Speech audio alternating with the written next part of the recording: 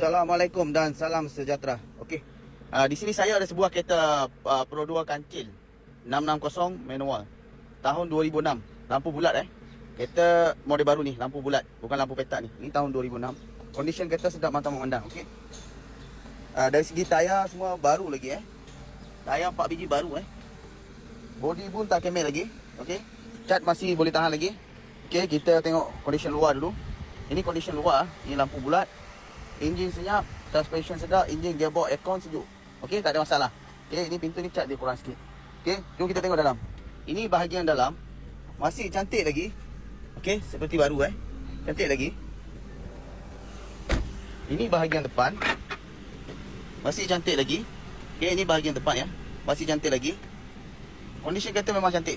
Okey, harga mampu milik. Saya nak bagi orang-orang yang tengah susah nak pakai kereta, tak dapat kereta. Okey, harga mampu milik.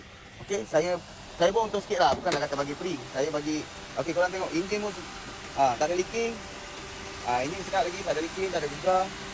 Okey, bukan saya nak kata bagi free, saya jual. Cuma harga insyaAllah saya bagi mampu milik 1,000 sikit, siapa cepat dia dapat. Okey, condition kereta insyaAllah puas hati. Kereta tak ada rosak apa tak ada sebarangan rosak. Okey, 1,000 sikit, first come first serve. Saya bukan scammer Saya ni new start jual kereta. Tapi kereta wajib tukar nama. Ini semua fungsi, tengok. Semua fungsi lagi. Okey. Ni bukan power door Okey. So mana yang berminat, mailah tengok kereta ni. Harga mampu milik. InsyaAllah harga mampu milik. Okey. Harga tak mahal, 1,000